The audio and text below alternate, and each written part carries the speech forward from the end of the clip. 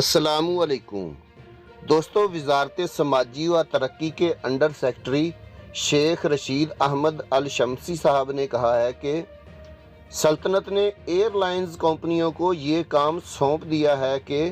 वो supreme committee के फैसले के मुताबिक क्वारंटाइन के अमल को आसान बनाने के लिए आने वाले मुसाफिरों की फ़हरिस्तों का ऐलान करें।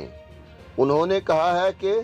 बैरून मुल्क से आने वाले तकरीबन 1700 शहरियों को क्वारंटीन किया गया था, जबकि वज़ीर सेहत ने बताया है कि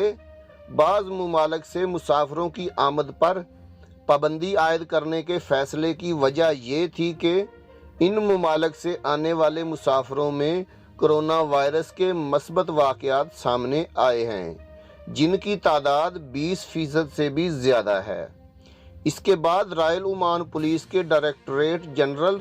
तल्लकात आमा के ब्रिगेडियर मोहम्मद सलाम अल हाशमी साहब ने कहा है कि आरओपी सुप्रीम कमेटी के फैसलों पर अमल पैरा है। उन्होंने कहा है कि करंतना की शराइत की खिलाफ वर्जी करने वालों तक रसाई आसान है, यहाँ तक कि अगर ब्रेसलेट कड़ा बंद भी हो जाए तब भी क्वारंटीन वाले फ़र्द को आसानी से ट्रैक किया जा सकता है। उन्होंने मज़ीद कहा है कि आरओपी ने एक मरकज़ को टेलीफोन नंबर 1099 के ज़रिए इन लोगों के बारे में इत्तलाआत मसूल करने के लिए फ़आल कर दिया है जो कोरोना वायरस के हिफाजती इक़दामात की खिलाफ वर्जी करते हैं। मोहम्मद अल हाशमी साहब ने कहा है कि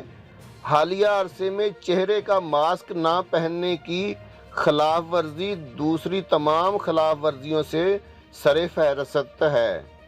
और इसके बाद इत्तमाद करने का जुर्म है, यानी जो लोग एक जगह पे इकट्ठे होते हैं या इत्तमाद करते हैं उनका जुर्म दूसरे नंबर पर है। National relief and shelter sector emergency of management बराए कौमी कमेटी के कोऑर्डिनेटर हमूद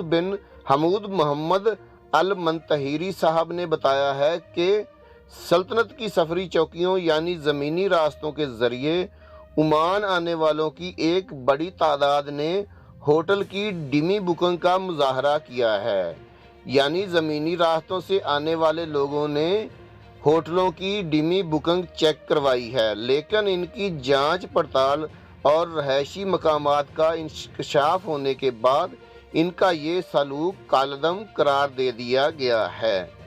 दोस्तों, वीडियो बनाने का मकसद आप लोगों की रहनुमाई करना है। वीडियो अच्छी लगी तो लाइक करके चैनल को सब्सक्राइब ज़रूर कर दीजिएगा ताकि आने वाली इन्फॉर्मेटिव वीडियोज़ बर वक्त आपको मिल सकें। अल्लाह हाफिज़।